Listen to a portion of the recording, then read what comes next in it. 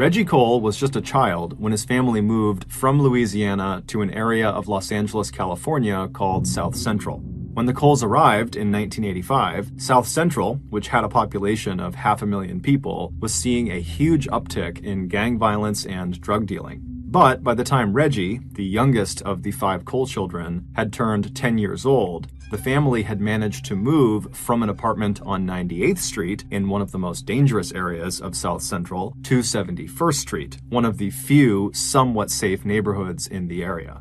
They lived in a small tan bungalow that had a neat front yard that was bordered by rose bushes and shaded by palm and eucalyptus trees. Reggie's mother was a deeply religious woman. She made sure all of her children attended the local Missionary Baptist church every Sunday. She was also strict and told her 2 daughters and 3 sons that they had to be inside the house every night before the streetlights came on. Reggie's stepfather, who had raised the Cole kids as if they were his own, worked in an aluminum factory. He was from a small town in Louisiana, and in their new South Central neighborhood, he became known for his soul food. On Sundays, the Cole children always looked forward to a big meal of red beans, rice, black-eyed peas, and collards. But for one of the Cole children, the middle son named Kenny, home was not on 71st Street.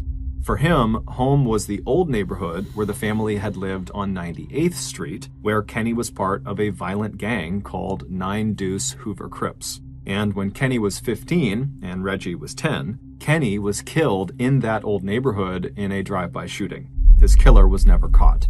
Reggie was devastated. Always small and skinny, he had idolized his older brother, and Kenny had always protected Reggie from neighborhood bullies. For a while after the murder of his brother, Reggie continued to do well in school. He got good marks in junior high and joined his other brother as an usher in church on Sundays, and he kept up with school social events, playing basketball and attending his junior high prom. But by the time Reggie was 2 years into high school, all that had changed. Reggie, who had inherited his deceased brother's friends and gang affiliations from the old neighborhood, was gradually sinking deeper and deeper into gang life. Because of his goofy attitude, Reggie became known to his brother's friends as Gumby. Although he still lived at home with his mom, Reggie had moved out of her house and into a shed in her backyard. His family called him Reggie, but now he preferred his street name, Gumby. And he'd started dressing down, which meant wearing the oversized jogging suits and sports apparel and expensive sneakers that marked him as a gang member. Then, in his senior year, he dropped out of high school, and at the same time, his mom and stepfather separated. Once he was out of school, Reggie spent all of his time on the streets, or in his shed, where the walls were covered with gang graffiti and where he now grew 2 marijuana plants right outside the shed door. The gulf between Reggie's life and that of his siblings and mother also continued to grow. One of Reggie's older sisters was a bus driver and a choir director at the Missionary Baptist Church. His other sister had just enrolled in college, and Reggie's older brother was a hospital equipment operator. Reggie's brother-in-law had offered him work in his plumbing business, but Reggie wasn't interested. He always drifted back to his gang in the old neighborhood. So it was a huge disappointment to his mom, but not exactly unexpected, when Reggie, at the age of 16, had his first arrest after failing to stop for a police officer, and his second arrest later that same year for getting caught carrying a weapon. A year after that, in 1993, when Reggie was 17, the homicide rate in South Central had skyrocketed to the point where 7 people were being killed there every week. And Reggie was at ground zero for all of that street violence, selling crack at motels along the Figueroa corridor. Running 30 miles north and south through the city, Figueroa is one of the longest streets in Los Angeles, and today it has the highest arrest rate in the city for prostitution. Finally, in 1995, when Reggie was 19, his gang affiliations and his criminal behavior caught up with him. On August 1st of that year, Reggie was found guilty of fatally shooting a man who was standing outside of a known prostitution house on Figueroa Street. Reggie was sentenced to life in prison without parole. Immediately after the sentence was read, Reggie was placed in a holding cell at a county supermax facility in South Central until a prison transport bus could take him to his new home 3.5 hours away in Imperial County. That new home was Calipatria State Prison. one of the most violent maximum security prisons in the California correctional system. A few days later, on the day Reggie was set to leave for Calipatria, he was thin and lanky, standing at almost 6 feet tall, but weighing just 140 pounds. He was also still wearing the orange jumpsuit he'd been wearing in county jail. Only now, as he climbed onto the prison transport bus in leg and ankle chains, the orange suit marked him as a brand new prisoner, or fresh fish, in the eyes of the level 4 offenders he would be spending the rest of his life with in Calipatria. As the bus headed east from the county jail in Los Angeles and crossed from the heart of the city into the desert, Reggie began to realize just how bad his situation really was. He was not just traveling to a new jail, he was leaving behind everyone and everything he had ever known. About 3 hours later, while looking out the window of the bus, Reggie got his first glimpse of Calipatria prison off in the distance. Its sprawling 325-acre complex of fences, towers, exercise pens, and 2-story cell blocks sat in the middle of more than 1,200 acres of sandy, desolate no-man's land. As Reggie sat there staring, he suddenly realized he was soaked with sweat, despite the fact that the bus was running its air conditioning on full blast. But Reggie had no idea how comfortable that bus ride was relative to where he was going.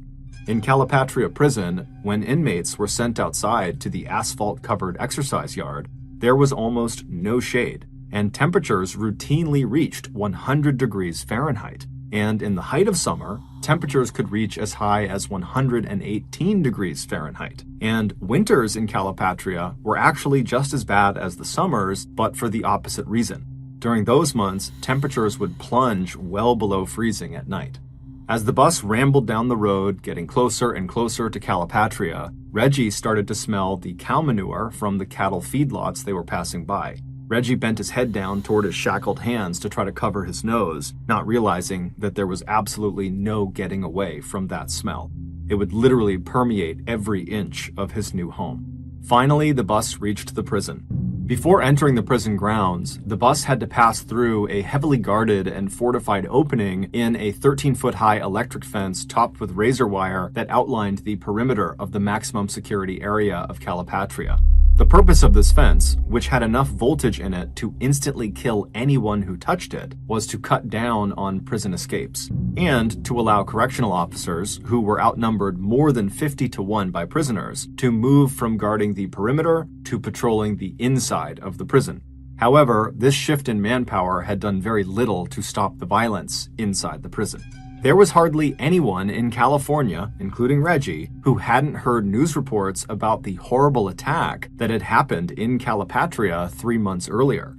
5 inmates armed with homemade knives stabbed and beat 8 prison guards. None of the guards died, but the incident sent shockwaves through the state. After passing through the perimeter fence, Reggie's bus continued on towards the main prison. As they got closer, Reggie suddenly felt scared and wished the bus ride could go on for a little bit longer so he wouldn't have to get off. The bus finally reached a large garage just off of one of the main buildings.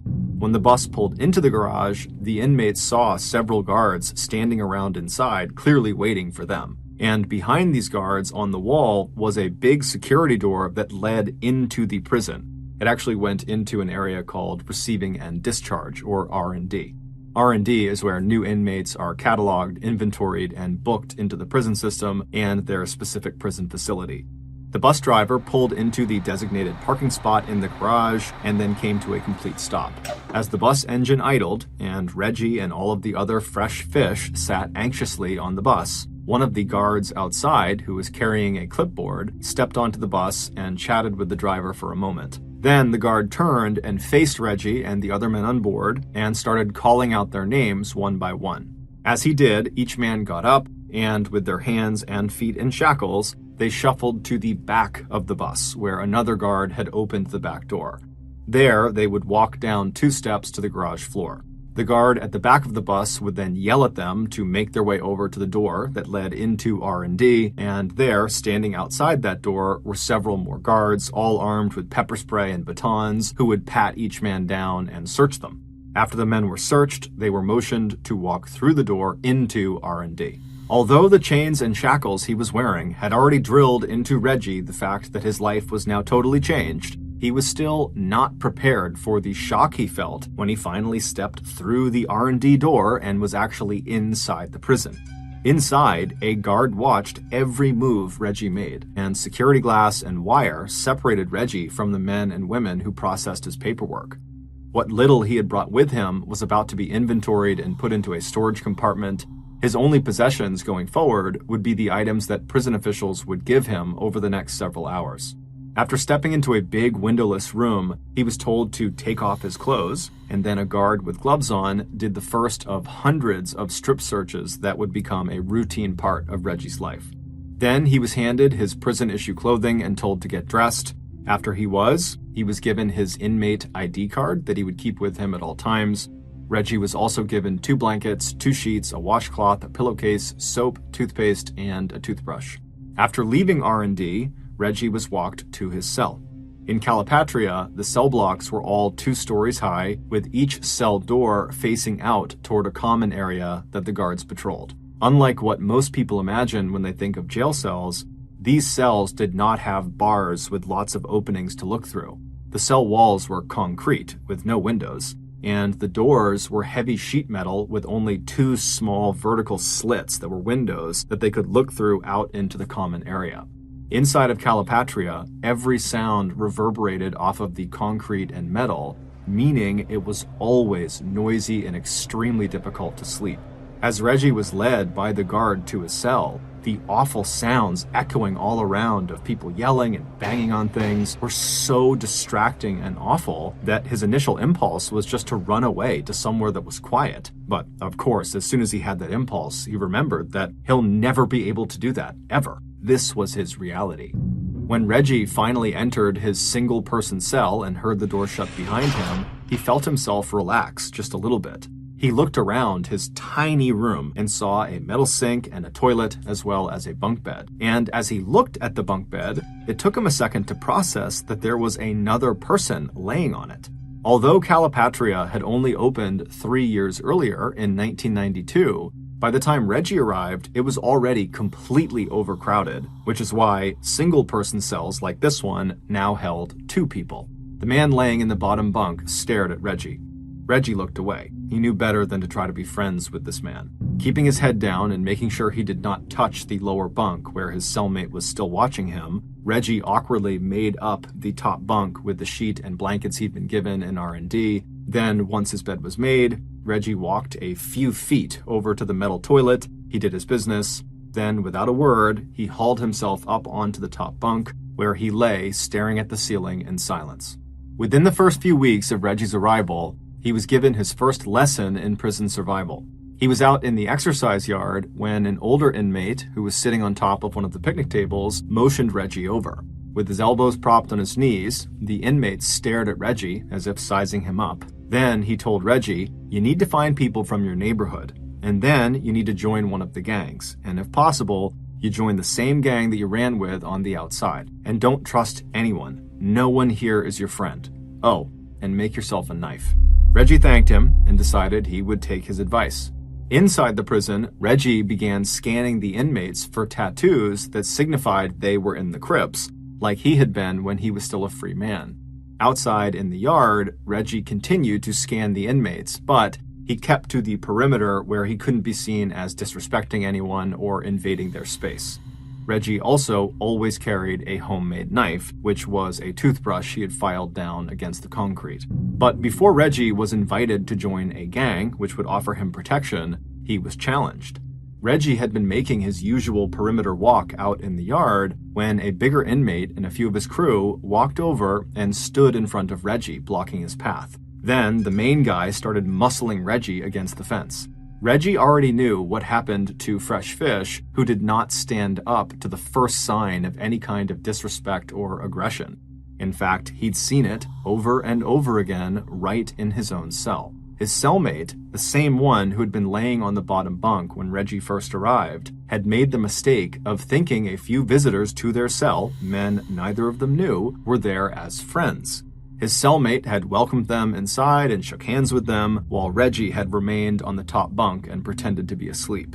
The The men who had come inside immediately grabbed Reggie's cellmate, threw him on the ground, and raped him. When they were done, they left without touching Reggie. Because Reggie's cellmate had not fought back during this first assault, these men would come back many more times, and each time Reggie would be forced to listen to it while he lay still and silent in his top bunk. And like most of the inmate-on-inmate attacks at this prison, the rapes went unreported.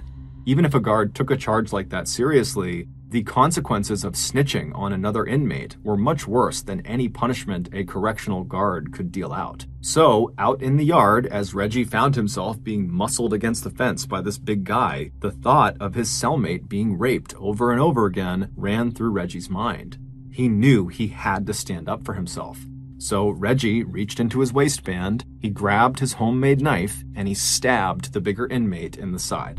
His aim was not to deliver a wound that would kill, or be so serious that the guards would have to investigate, but to use his weapon for defense and intimidation.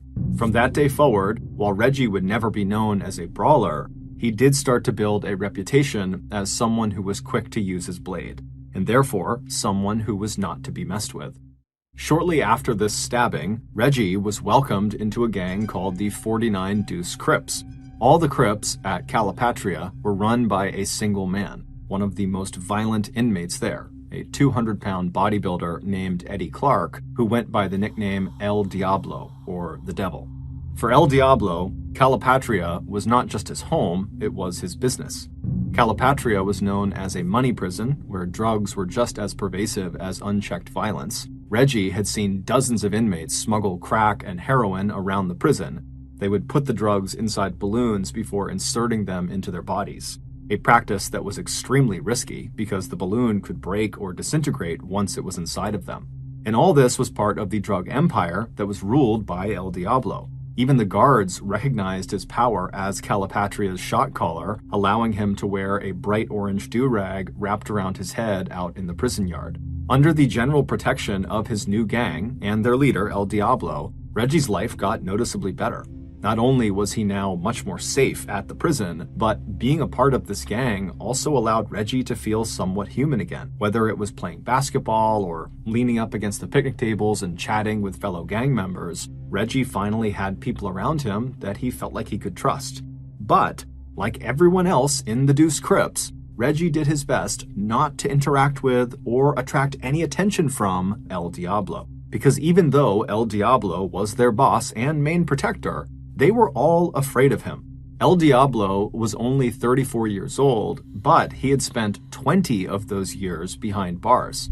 When he was a juvenile, he beat another teenager to death. When he was an adult, he sexually assaulted an elderly woman and shot her son in the course of robbing their house. In prison, El Diablo was known to turn on people, even his own people, suddenly, viciously, and without warning. The Devil was also connected to prison staff. 2 years after he'd entered prison, he'd fallen in love with one of the corrections officers who oversaw one of the common areas where the Devil spent time. He wrote her an 8-page-long love letter where he told her that, quote, she had 75% of his heart. This was apparently enough for Lisa Finch, who eventually quit her job as a prison guard, married El Diablo, and on her visits to him in Calipatria, she smuggled in PCP-laced cigarettes that he could sell to other inmates. Over the next 4 years, Reggie carved out a relatively safe life for himself in Calipatria. He had managed to fit in with his new gang without upsetting El Diablo. He also managed to avoid making any real enemies outside of his gang. Over the course of those 4 years, Reggie spent much of his time exercising, which added some muscle to his thin frame. He also got several tattoos, including a Ghetto Star prison tattoo on his shoulders, as well as 2 Crips tattoos on his chest and stomach. But despite settling into a routine and starting to feel relatively comfortable, Reggie knew he and everyone else at that prison had a big problem. By 2000, so 5 years into Reggie's prison sentence, El Diablo had gone from just being a very intimidating inmate to being a monster. He would attack virtually anyone for virtually anything. Sometimes all it took was looking at him wrong to get stabbed or beaten or raped. This, of course, made life inside of the prison even more precarious than it already was, as no one knew who El Diablo's next target was going to be. By the fall of 2000, the devil, who was now manufacturing alcohol from the fruit juice he stole from the prison kitchens, had developed such a substance abuse problem that some of his own fellow gang members had tried, unsuccessfully, to stage an intervention. As one inmate recalled, when he was drunk, he was an animal. If he raped you, nobody was going to say anything. But it would turn out that out of all the violent and dangerous offenders in Calipatria who might have stood up to El Diablo and challenged his authority, it would be Reggie, one of the least ruthless inmates, who would finally do it. In late October of that year, an inmate using a slingshot fired a homemade dart at one of the corrections officers out in the prison yard. The dart missed and stuck into a gatepost instead. Immediately, the guards ordered all the inmates to lay on the ground so they could do a weapons check to see who had thrown the dart. The guards didn't discover who had thrown it. However, during their search, they did find a homemade knife inside of a cotton glove laying out in the grass. The guards didn't know this, but the knife belonged to El Diablo's cellmate, who was one of El Diablo's most trusted lieutenants. And so as the guards picked up the knife and began asking whose it was, every inmate in the yard knew El Diablo was going to do something to protect his cellmate from getting caught. El Diablo's eyes traveled across the yard and came to a stop on Reggie Cole, who just happened to be out on work assignment painting one of the prison walls that faced into the yard. Reggie was already serving a life sentence without parole, so adding a weapons charge wouldn't actually change his sentence. Paintbrush in hand, Reggie held his breath, but even with his eyes down, he could feel El Diablo's sudden attention and the silence that filled the yard. Reggie looked up and saw the devil staring right at him. Then El Diablo made a single motion with his hand, pointing to the knife in the corrections officer's hand. He might as well have shouted his order. "You, Reggie, you take the blame for this." For just a moment, Reggie's mind went blank. Then he saw in his mind what would happen if he agreed to do this for the devil. He might be sent to solitary confinement. He might have his family visitation rights revoked. And he would be publicly submitting to another inmate, which would make him look weak. And if he agreed to submit this one time, then he'd likely spend the rest of his life at Calipatria under the thumb of other inmates. So with El Diablo staring at him expectantly, Reggie paused and then said the words that changed the course of his and El Diablo's life. "No, not my knife," Reggie said. The silence that followed this statement was deafening. Even the corrections officers looked stunned. Reggie did not look at El Diablo, but both men knew at that moment Reggie was now a marked man. El Diablo would make sure that Reggie paid the highest price possible for refusing this direct order. Over the next 4 weeks, Reggie expected to be attacked by El Diablo or one of his henchmen at any moment. As the nights grew colder, Reggie would lie in his bunk, sleepless, thinking about his options. The way he saw it, there were only 4 of them. He could submit to El Diablo and do whatever he wanted to pay for his insubordination. He could snitch on El Diablo to the guards. He could kill El Diablo, or he could be killed by El Diablo. Reggie obsessed over these 4 choices. He'd pace around the perimeter of the exercise yard, keeping a very wide berth around El Diablo, weighing out the pros and cons of each action. Finally, Reggie made up his mind. He didn't know exactly how it was going to happen, but he knew he'd be ready when the time was right. It all happened on the morning of November 28, 2000, roughly 1 month after Reggie had refused to take the blame for the knife. That day, Reggie was walking around the perimeter of the exercise yard when he noticed the devil walking toward him. The devil wasn't even trying to sneak up on Reggie. It seemed like he wanted Reggie to know that he was about to get attacked. Reggie stopped and just watched the devil as he got closer, not really sure what he should do. When the devil was finally right in front of him, he didn't say anything. He just reached out and grabbed Reggie's shoulder with his left hand, and then with his right, he drove a knife into Reggie's side. Not far enough to be a lethal blow, but enough to send a very painful message that Reggie's days were numbered. As he pulled the knife out of Reggie, El Diablo leaned forward and whispered into Reggie's ear, "You are my bitch." And then he chucked the knife onto the grass and casually walked away. Reggie pressed his hand over his wound, he gritted his teeth, and he walked in the opposite direction of El Diablo over towards the fence. There was nothing anyone could do for him. The guards made no sign of having even noticed the attack, and even if they had, Reggie, like other victims of El Diablo's violence, would have lied. About 15 minutes later, a bell sounded, signaling the exercise period was over. The guards and inmates knew the drill. The inmates would line up and be searched for weapons or contraband before they were allowed to re-enter the cell blocks.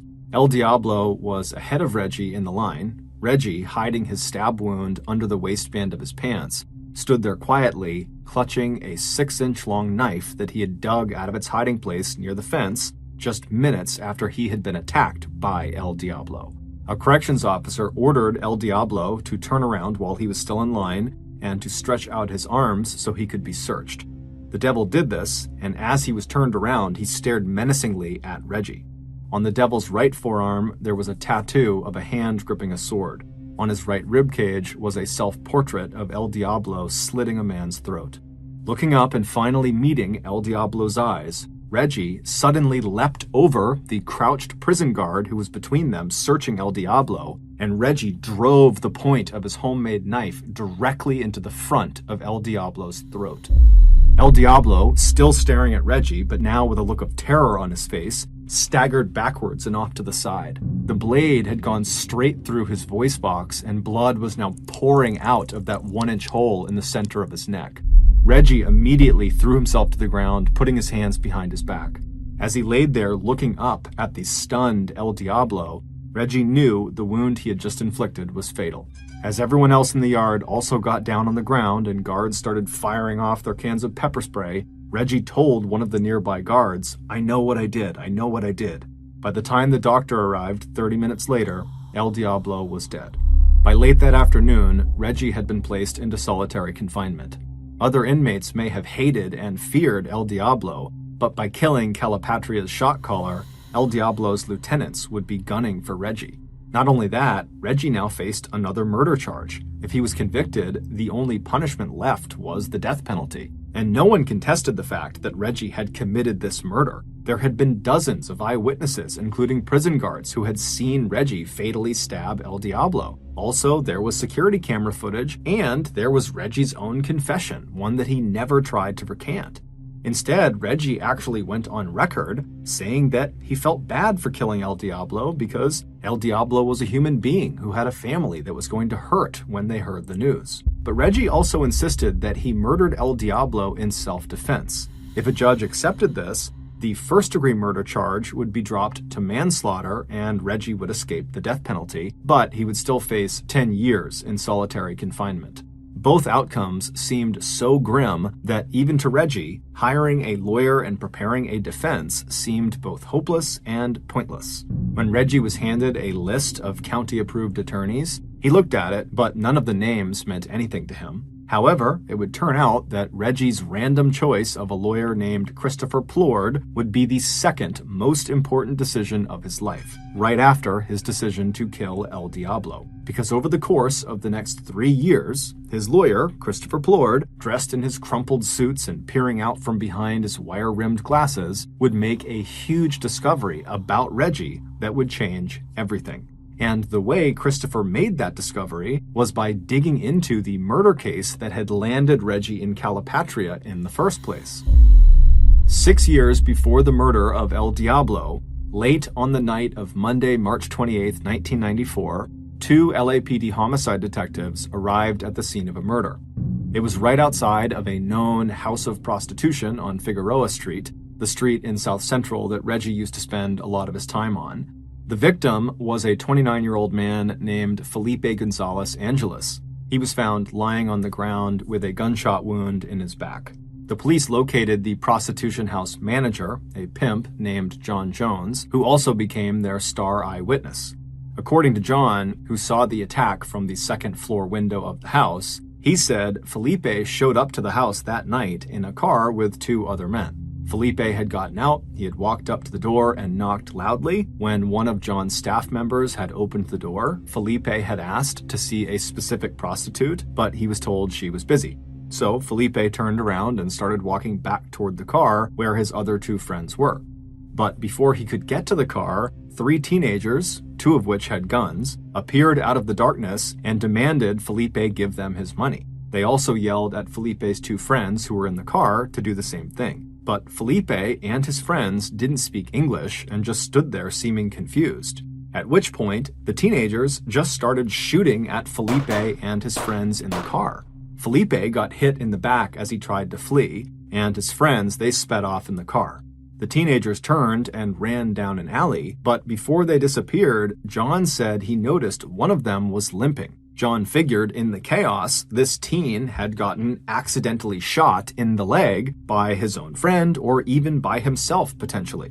A few weeks after the murder, a tip from police working a different crime altogether would lead those two LAPD detectives who arrived at Felipe's murder scene to Reggie Cole and his friend and fellow Crip, Obie Anthony, who were both in jail at the time on charges of suspected carjacking. One of the two detectives brought Reggie into an interrogation room, and during the questioning, the detective examined Reggie's legs, and very quickly he found a gunshot wound. Based on the presence of this gunshot wound on Reggie's leg and the eyewitness testimony of the pimp, John Jones, Reggie and Obie were both found guilty of murdering Felipe Angeles, and they both were sentenced to life in prison without parole. But looking at that case 6 years later, with his client, Reggie, in solitary confinement facing yet another murder charge, all Christopher Plord saw were some very big cracks in the LAPD investigation. Over the next 3 years, Christopher unearthed forensic evidence showing that the bullet that killed Felipe had not been fired from street level, but rather from above, maybe even from the roof or from John Jones's own apartment window. There were no fingerprints at the crime scene that matched Reggie's or Obie's, and no witness could ever identify Reggie as the shooter. John Jones himself had retracted his own testimony, saying that he had told the cops what they wanted to hear in exchange for a lighter sentence when it came to his own crime of running a prostitution house. But by far, the most surprising and damning discovery Christopher made about Reggie's case had to do with the wound on Reggie's leg. It was indeed a gunshot wound. However, it was not anywhere near recent. It was the result of an accident that had happened to Reggie when he was 13 years old, 5 years prior to the murder of Felipe Angeles. And when the LAPD detectives saw this wound in the interrogation room, they would have known it could not possibly have happened recently. It was just a big scar. And Reggie clearly wasn't affected by it. He was not limping at all. In addition to the extremely flimsy case against Reggie for that murder charge, another factor that enhanced the likelihood that Reggie was innocent was Reggie's own behavior after getting convicted. In Calipatria, where violence was power and inmates proudly talked about being killers, Reggie was one of the only inmates who insisted he was not a killer, that he was innocent of his crime. And whenever he wasn't in his cell or working or exercising in the yard, he was spending hours in the prison law library researching wrongful convictions.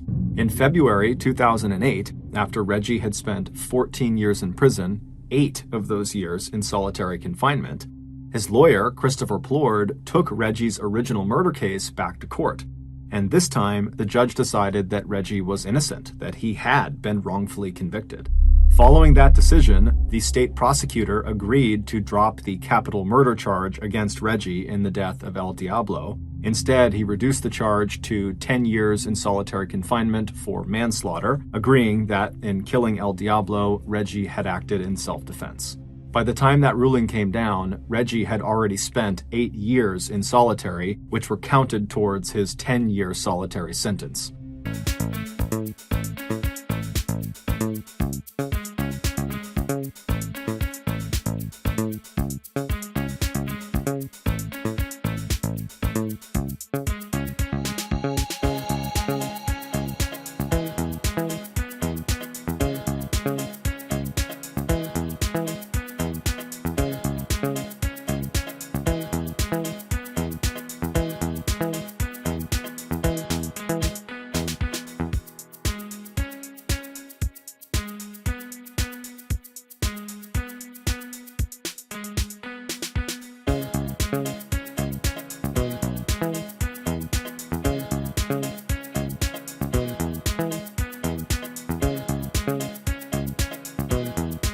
So, 2 long years later, on May 15th, 2009, Reggie Cole finished his solitary confinement sentence and walked out of Calipatria State Prison. He was a free man once again. But Reggie was hardly a happy man.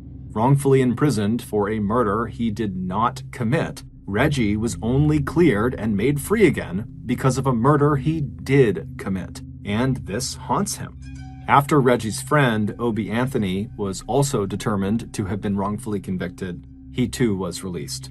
In October 2012, the city of Los Angeles paid $8.3 million to Obie Anthony, and in January 2017, it paid $5.2 million to Reggie Cole. In 2012, 35-year-old Jose Alvarenga was an extremely experienced fisherman, having spent years and years commercially fishing. In November of that year, Jose volunteered to do a 30-hour deep-sea fishing shift for his company off the coast of his hometown in Mexico. He hoped he'd be able to catch some sharks, marlins, and sailfish, 3 of the more lucrative fish you can catch. Unfortunately, the guy Jose usually went deep-sea fishing with was not able to go at the last minute, but Jose still really wanted to go out and do this shift, and so he took the only other fisherman in their company that was willing to go or that could go, and it was a 23-year-old, extremely inexperienced, brand new fisherman named Ezequiel Cordoba. And while Jose knew he was not going to be a huge asset out on the seas, he figured, it's a short trip and we're not that far off from shore, so you know what, he's fine, I'll take him. On November 17th, the pair set out on their 24-foot fiberglass skiff with a small motor. On board were various fishing tools, a radio, and a large icebox to hold all the fish they were going to catch. Once they reached the area they were going to be fishing, their trip immediately started paying off, and within just a couple of hours, they had already almost completely overloaded the icebox. Their luck was so good that when they saw a storm coming in, they decided to wait and continue to catch as many fish as they possibly could before heading in at the very last minute. But the storm that was rolling in was like the storm of the century, and by the time they did turn around to head into shore, it was too late. They got caught up in this wicked storm where the rain was so intense they literally could not see to shore. They tried to use their compass and other instruments to navigate to shore, but between the winds and the waves and the fact that their boat was so heavy from the nearly 1,000 pounds of fish they had caught, they were just really unable to get anywhere near shore. When the storm just continued to rage and they were just kind of floundering in the water, they decided they needed to dump their catch. So they dumped all 1,000 plus pounds of fish back into the water. But even then, with a more agile boat, the storm was so severe they just could not navigate effectively. And so Jose turned off the engine and told Ezequiel that their best chance here was to just wait it out. And once it was done, they would head back into shore. But that storm continued to rage for 5 days. The torrential rain never stopped, the waves were huge, the winds were awful, and before long they were getting pulled out to sea and had no idea where they were. Now, they had only planned to be out for 30 hours, so they did not have much in the way of supplies. And so after a few days, they had run out of food and they had run out of water, but luckily, because it was raining so much, they were able to drink the rainwater. But the real immediate problem they were facing is over the course of those 5 days, the storm was just battering their boat. And by the time the storm cleared, their boat was ruined.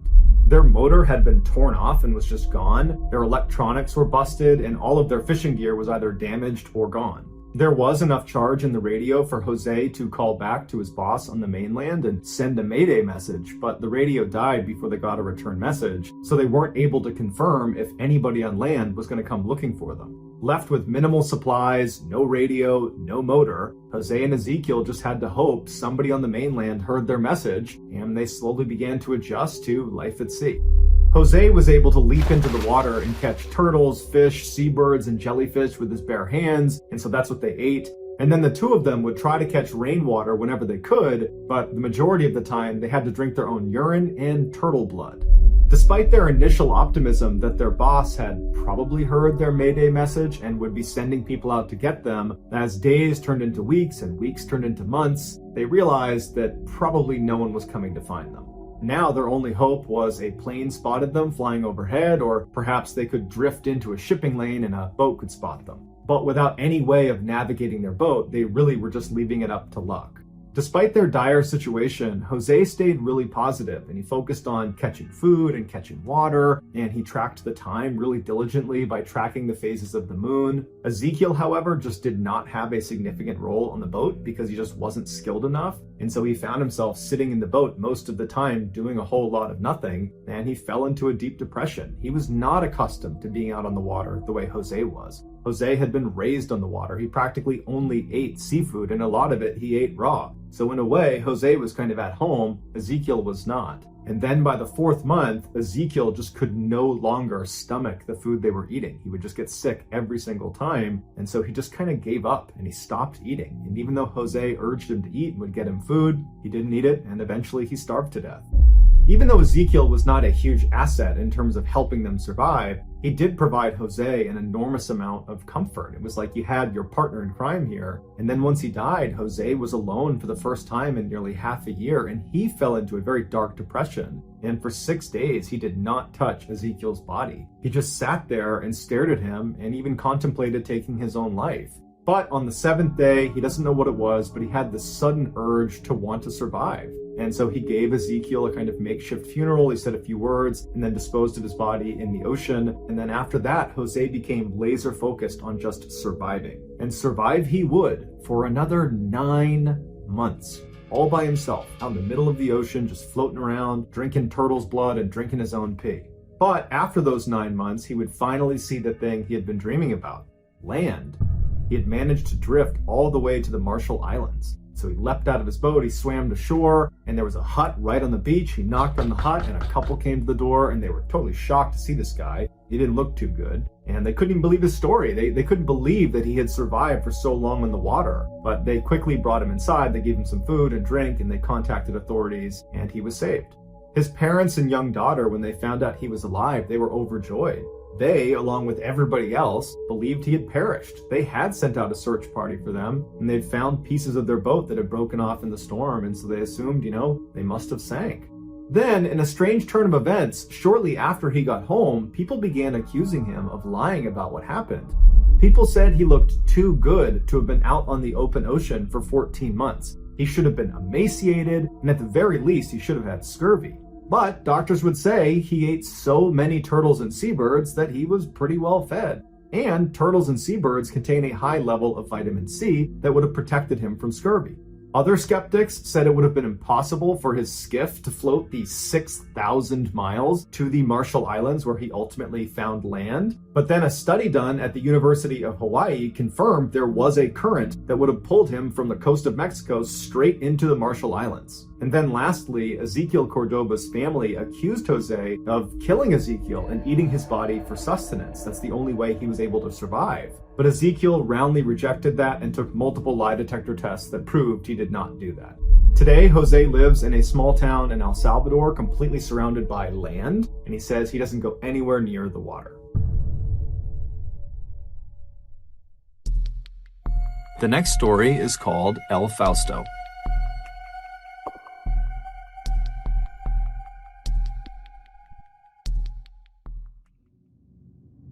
On July 20th, 1968, a small fishing boat called El Fausto took off from their port on La Palma Island, which is part of the Canary Islands, which is a Spanish archipelago, and they took off for El Hierro, which was another island about 50 miles to the south. On board El Fausto were 3 very experienced fishermen and sailors. They were the brothers Ramon and Eliberto Hernandez, as well as their cousin Miguel Acosta. Their trip to El Hierro was uneventful. It took about 7 hours. They arrived at the port in the early evening hours, and they unloaded their cargo onto the island, which was actually explosives used in agriculture. So they unloaded all that, and then the 3 of them went to get some food and relax for a few minutes before they came back to the dock and began preparing to leave. So that evening, as the 3 men are standing on their boat, repacking the ship, and getting ready to leave in the next few minutes, they see this man running down the dock who's frantically waving at them, trying to get their attention. And so they stop what they're doing and they beckon him over and say, what do you need? And the man introduced himself as Julio Garcia. He was clearly very upset. He was talking really quickly, and they had to slow him down a couple times to try to understand what he was saying. But he communicated that his wife had called him earlier that day, and she said their 2-year-old daughter was very sick and he needed to come home right away. And he ran down to catch the ferry back to his home island of La Palma, so the same island these 3 men are from, and he missed the ferry. And the next ferry going back to his home island was not for another 2 days. And so Julio was running up and down the dock trying to flag anybody who owned a ship that might be willing to take him to La Palma. Even if it was out of the way, he was prepared to pay for it. And so, of course, the El Fausto crew said, we're actually going to La Palma. We live there too, and we'd be happy to take you. You don't need to pay for this. And so Julio begins to help them load the rest of their equipment onto the boat, which included some food. They had 22 pounds of fruit and they had some fresh water. And then once everything was loaded up, they undid their lines and they set sail for La Palma. They took off at about 2:30 in the morning on July 21st. The water was very calm during their return trip. The only thing they had to contend with was a light mist that formed over the water in the early morning hours right after the sun came up, but it really wasn't enough to affect their ability to navigate. But even if the mist was more severe than people realized, Ramon, Eliberto, and Miguel were very experienced sailors that in fact had been sailing on this particular stretch of water ever since they were teenagers, and they had navigated these waters in far worse conditions and had always managed to get through it. But at 10 a.m. that morning, when the Fausto crew was supposed to arrive at La Palma, they didn't. And the owner of the boat itself was waiting at the dock for them, and when they didn't show up, he wasn't overly concerned because he knew these 3 men. He regularly went out on this particular boat with them. In fact, he normally would have gone on the trip to El Hierro with them, but he had commitments on La Palma, so he didn't go. And so he's not particularly worried about them. He figures they ran into some mechanical issue and, they're getting it figured out, but they're just late. But after a little while, the families of the El Fausto crew started to ask the owner, where are they? Why aren't they here? And so the owner, who again is not overly concerned, but wants to make sure the families are not worrying, says, you know what, I'll send a search boat that will take the exact route El Fausto was on, but in reverse, and I'm sure they can just drive straight out there and they'll run into them and they will help them fix, whatever issue they have, which is more than likely mechanical. That's an old boat, and we've certainly run into other mechanical issues in the past. So this search boat goes out, and for hours and hours and hours, they're looking along the exact same charted course that El Fausto was supposed to be on, and they're nowhere to be found. And so they radio back in to the owner of the boat, and they say, look, we can't find him. What do you want us to do? And he called them back in, and he realized that, you know what, if we can't find them anywhere near the route, that probably something more sinister has happened to them. And it was at this point that he got in touch with authorities, and they launched a much more formal search and rescue effort. Planes and boats spilled out over the sea to look for El Fausto and her crew, and everybody who was looking was operating with an enormous sense of urgency, because anybody who was looking had been told these guys don't have much in the way of supplies. They have 22 pounds of fruit, and they have a very limited freshwater supply. And so if we don't find them within a couple of days, there's a very good chance that we're going to find 4 corpses. But despite searchers' motivation to find these guys, a couple of days passed and there was no sign of them. And unfortunately, people did start to think, I think it's more likely we're going to find 4 dead bodies than 4 sailors waiting to be rescued. But on July 25th, 4 days after El Fausto left El Hierro on their way to La Palma and then, of course, got lost, 4 days after that, a British ship called Duquesa radioed in an incredible message. They said they had found this fishing boat that was drifting along, and there was 4 people standing on the deck, and they were waving flashlights around to try to get their attention. And as this British ship moved up closer to the fishing boat, they were able to read on the hull the call sign of the boat, and it was, of course, El Fausto. Where El Fausto had been found was 120 miles west of La Palma, so they had drifted way, way off course. But once they pulled up alongside of them, they could see that not only were the 4 crew members alive, they actually seemed like they were in pretty good spirits. They certainly were dehydrated and were very thankful to get some water, and they were starving, and they were obviously pretty freaked out because they had just been adrift in the middle of the ocean and probably were realizing that this could end really badly for us. But beyond all that, they seemed okay. And very quickly, that message was passed to friends and family of the El Fausto crew back on La Palma, who's waiting anxiously to hear any news about their loved ones. And when they were told they had been found and they were alive, they were overjoyed because they thought they were dead. But after the initial transmission had been sent out by Duquesa saying, hey, we found the crew and they're alive and they're good, well, a couple hours went by and the Duquesa sent another transmission that was very strange. They said the crew of El Fausto was refusing to be towed back home. They were saying that our boat's just fine, we're good, we just need a couple of supplies and we'll be on our way. And so the captain of Duquesa says to the men, then why are you out here? How did you get 120 miles west of La Palma? Something had to have gone wrong with your boat. So what happened? But the men didn't really answer his question. They just said, oh no, there's nothing wrong with our boat. There's no mechanical issues. Everything's fine. We appreciate your offer, but we just need a couple of supplies and we'll be on our way. Even Julio, who had made this special effort to get home to his sick daughter and to see his wife, even he is saying, no, we don't need a tow, we're good. And so the captain of the Duquesa is looking at these guys thinking, what am I missing here? You just drifted 120 miles away. You probably should have died. You're very lucky that we happened to find you in the middle of the Atlantic Ocean. Had we not found you, you probably would have died of dehydration in the next couple of days. And so we found you. We're offering to bring you to shore to guarantee that you will get to see your sick daughter and to see your wife and for you all to see your families and your friends. And you're telling us to leave and you're telling us that there's nothing wrong with your boat when clearly something happened. But the captain of the Duquesa could not convince them to get towed in. They were totally not going to do it. And apparently they were very polite about it. They said, look, we really appreciate the offer, but really our boat is just fine. We just need some food, water, cigarettes, and some fuel, and we'll be good. And so ultimately, the crew of the Duquesa obliged their request, and they gave them 18 hours worth of fuel along with a whole bunch of cigarettes and water and food. And they watched as the four men sailed east towards La Palma, and they were waving the whole time. Everything seemed fine. And then they vanished over the horizon. And the captain of Duquesa would call in over the radio that based on where they were and how close they were to La Palma, they should expect to see them arriving at port at about 7 p.m. that night.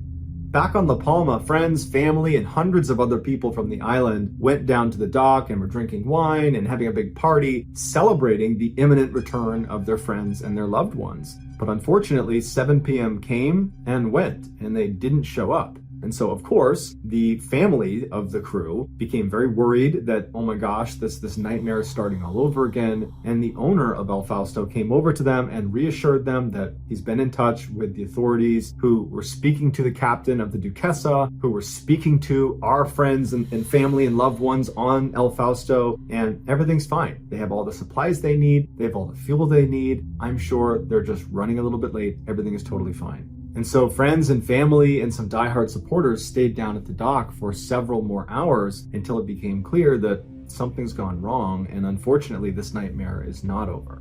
The next morning, after El Fausto and her crew were once again labeled missing, Spain kicked off their largest ever search for missing people. They had bombers flying overhead, they had military and civilian ships all over the area where the Duquesa had made contact with El Fausto. They had so many people combing the water, so many planes overhead, and for 2 weeks they looked everywhere and they couldn't find anything. And finally they had to call it off, and they said, look, we don't know what happened to them. And they declared them lost at sea, which basically meant we think they're dead, but we'll probably never know for sure.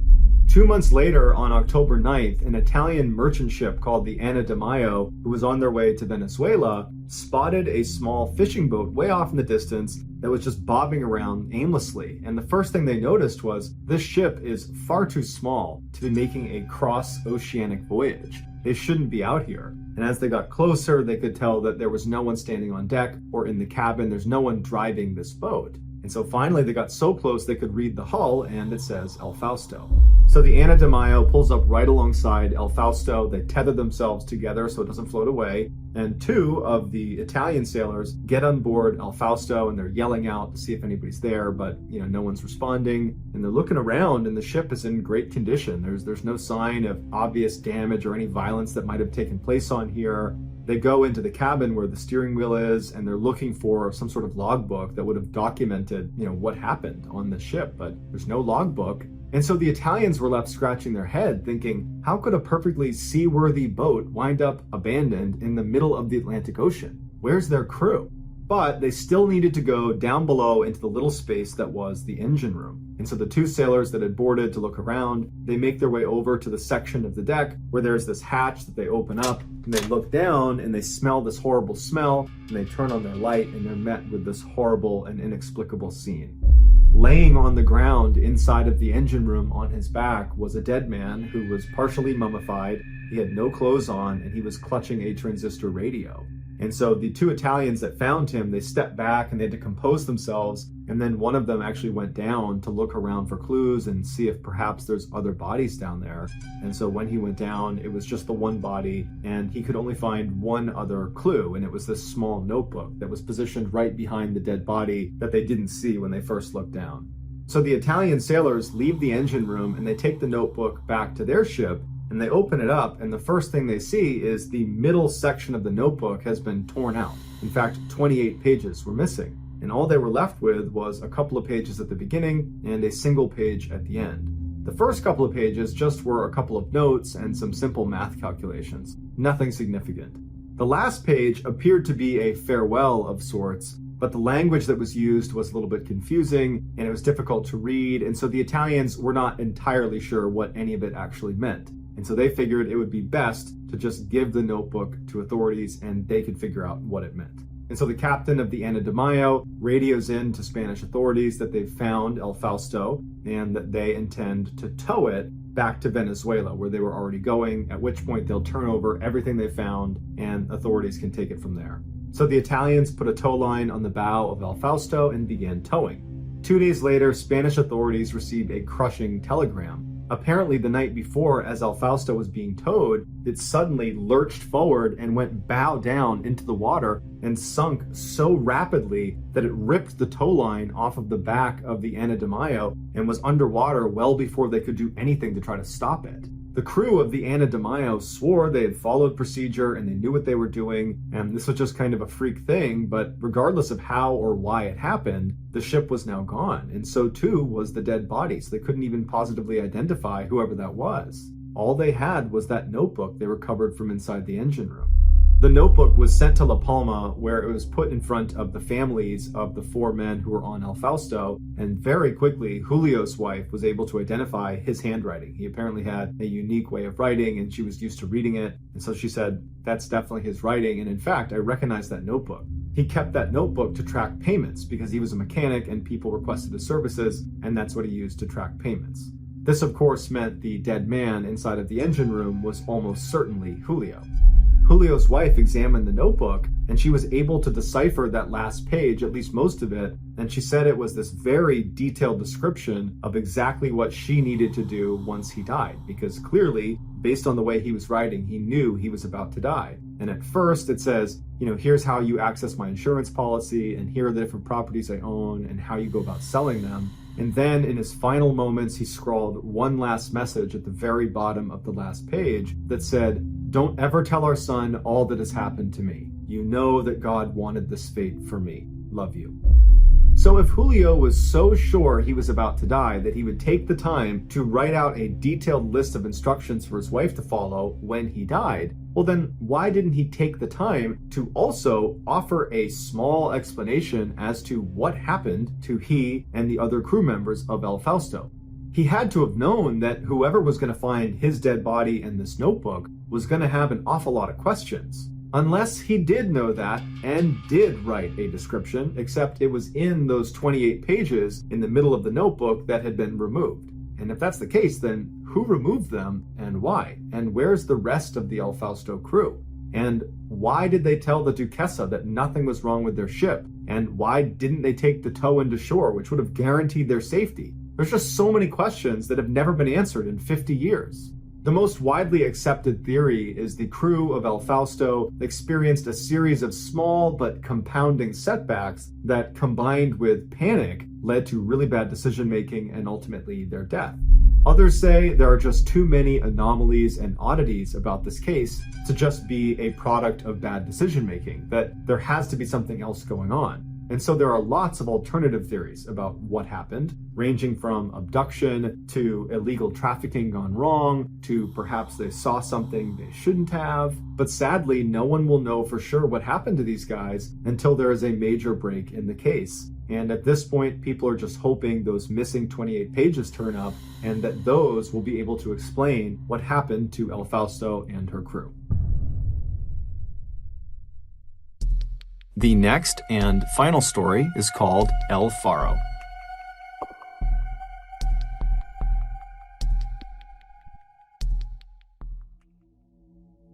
On September 29, 2015, a tropical storm named Joaquin was swirling off in the Atlantic, and forecasters were having a hard time determining how big it was going to be, how fast it was going to be, and where it was going to end up. On shore, 53-year-old Captain Michael Davidson was struggling too. He was supposed to pilot his enormous cargo ship, the El Faro, from where he was in Florida all the way out to Puerto Rico, a 2,600-mile journey that would put he and the rest of his 32-person crew directly in the path of this storm. The year before, Davidson had been passed over for a promotion for a younger, more tech-savvy captain, and so now Davidson felt like he had something to prove. As he looked out over the calm water and the clear sky, he made a fateful decision. Every agency out there was telling him to not set sail until the storm had passed. But with 37 years of experience, Davidson felt differently. He felt like he could outrun this storm. Feeling suddenly motivated and confident, Davidson boarded the El Faro, hopped on the intercom, and informed his crew that they would not be waiting out the storm. Instead, they would be sailing right by it. As El Faro cast off her lines and headed southward, the governors of New Jersey, Virginia, North Carolina, South Carolina, and Maryland all declared states of emergency. As the sound of El Faro's diesel engine faded over the horizon, cyclone warnings and hurricane warnings went up around the Bahamas. Schools on the islands began closing, flights were grounded, and cruise ships were diverted. Residents of one island were ordered to evacuate, and on another, police forcibly removed every occupant on this island as floodwater rose. But the first few hours of El Faro's journey were totally uneventful. But as they got closer and closer to the storm, the wind picked up and the waves grew dramatically. By nightfall, the ship was rocking so aggressively side to side that it made sleep almost impossible. By the following morning, the rain was so intense the visibility was basically zero, and the waves were now so massive that none of the crew dared go out on the deck in fear of being swept overboard. The ship's navigator told Captain Davidson that he thought this storm was a lot worse than they were expecting, and that they should really consider turning around before it was too late. Davidson and the navigator were not the only ones up on the bridge, which is where the ship is actually steered from. There was also a black box that was anchored up on the wall behind them that recorded all of the conversations that happened up there. And the black box would record increasingly anxious conversations between the crew and Davidson as they voiced their concerns about the storm. But Davidson was totally unfazed. He was adamant that the storm was not going to get any worse than what they were seeing right then and there. And even if it did get worse, they were never going to be actually in the storm's eye, and so they weren't in any real danger. But to reassure his crew, he ordered his navigator to make a slight right so everybody on board saw they were taking a wider berth around the storm. One of the crew members, a 34-year-old woman named Danielle Randolph, was not reassured by this slight right. She was a hard worker from a military family and always followed orders, but she just could not understand why Davidson was not taking the storm seriously. And so that evening, after the sun had set, Danielle very carefully stumbled her way up the stairs to the navigational bridge because the ship is still rocking violently side to side, and when she got up there, she thought she would just check the weather for herself. The black box anchored to the wall recorded her discovery. The El Faro was not going to sidestep the storm. It was sailing directly into it. You can hear the fear and surprise as Danielle turns to Davidson and says, "We're sailing right through the eye." There was a silence on the recording as Davidson must have looked down at the computer screen that Danielle had pulled up to show him the storm and their course that was going right into it. And Davidson, after he realized his mistake, has this very eerily calm tone where he says to the navigator, "Okay, I need you to make another slight right." And he assured everybody on the bridge that that would be enough, that that would fix this mistake. But Danielle was not buying it. And so as professionally and respectfully as she could, she says to her captain, "This is a really bad idea. We really need to turn around right now. It's getting to the point where it's going to be too late and we won't be able to turn around." But Davidson wasn't having it. And so he told Danielle and the navigator and the other people on the bridge that they were not in danger, that everything's just fine. This is just like the storms he had been through when he used to work in Alaska, and they would get through this one too. Davidson was so confident in his decision-making that he told them he was going to go take a nap downstairs, and if they really needed him, if something serious happened, go and get him. And with that, he left the bridge and went down to his room. As the minutes of the night ticked by, Danielle stayed up in the bridge, and she braced herself against a steel girder and looked out the window at the rain that was just slashing across the window and the waves that were the size of 3-story houses crashing in on either side of them. And then by the morning, when the sun came up, the sky just stayed totally black because they were right outside the eye of the storm. Suddenly, under their feet, Danielle and the navigator and the other people up on the bridge heard this awful clanging metal sound as the constant rocking of the ship had finally loosened up the straps, holding down these massive metal containers down in the cargo hold, and they were now loose, smashing into the inside of the ship. And then they heard an even worse sound, and the black box recorded it too. And that was the shrill of an alarm that meant Alfaro was taking on water. Danielle left the window and ran around to the radar screen to see if there was any ships in the area that might be able to help them. But when she looked, there was no blips on the screen. All the other ships had diverted to avoid this storm. Alfaro was totally alone. At the sound of the alarm, Davidson came running back up to the bridge, and you hear him on the black box, and he sounds like someone who's acting calm, but there's a tightness in his voice that he's trying to conceal the fact that he's actually probably quite scared. Because at this point, the reality was the Alfaro was now too close to the eye of the storm, and they would be unable to escape its grasp. They were going to get pulled into the eye of this hurricane. Furious with her captain, she brushed past him without saying anything, and then very carefully made her way down the stairs to her room. And the whole time she was walking, she would have been barely able to stand, because now with those loose shipping containers down in the cargo hold, the ship would rock even farther to each side, because as soon as it tilted one way, the containers would slam into the wall, driving it even farther into the water. When she finally staggered her way down and got to her door, she would have opened it up and her whole room would have been trashed. Everything that wasn't anchored down had been tossed all over the room, all of her clothes, any furniture would have been dumped all over the room. But she didn't care about any of her stuff on the ground. She only wanted her laptop. She found it, it was on the ground, she picked it up, she put it on her desk that was bolted down, and very carefully she opened it up and she opened her email. As the alarms are shrieking in the background and she can hear the sound of the shipping containers smashing into the inside of the cargo hold, she writes this note to her mother where she tells her the winds are really bad and it looks like they're sailing right for the center of this storm. And she's about to hit send when she stops for a second, she looks at her computer screen, and she adds one more line. Love to everyone. Danielle never said things like this. She was always strictly business. And so for her to put that line was an acknowledgement that this might be the last time she ever talks to her family. Shortly after Danielle hit send on that email, the ship listed hard to one side and then it stayed there. The loose containers down in the cargo hold had finally shifted the ship's center of gravity. Water immediately began pouring into the lower sections of Alfaro. Danielle knew it was only a matter of time before the water reached her, and so she leapt out of her room and ran down the hall, which was now sideways. She got to the stairwell and climbed her way up to the bridge. As soon as she got up there, all the people on the bridge were holding onto the center console so they didn't fall up against the wall, and she heard Davidson ordering the navigator to turn the ship into the wind. It was a last-ditch Hail Mary effort where Davidson believed the wind was so strong it would blow the ship back upright. If this didn't work, the ship was going to sink. And so the navigator began desperately turning the wheel, the lights inside of the bridge began to flicker, and the engines growled and vibrated as it churned, trying desperately to get up and over this enormous wave. But as they were just about to crest the top, the engines completely died and it went silent in the bridge. And so now that Alfaro is without power, it's just sitting idle in the middle of the storm, and it's getting smashed by these 3-story high waves, and it begins to force the nose of this giant ship to go under and stay under.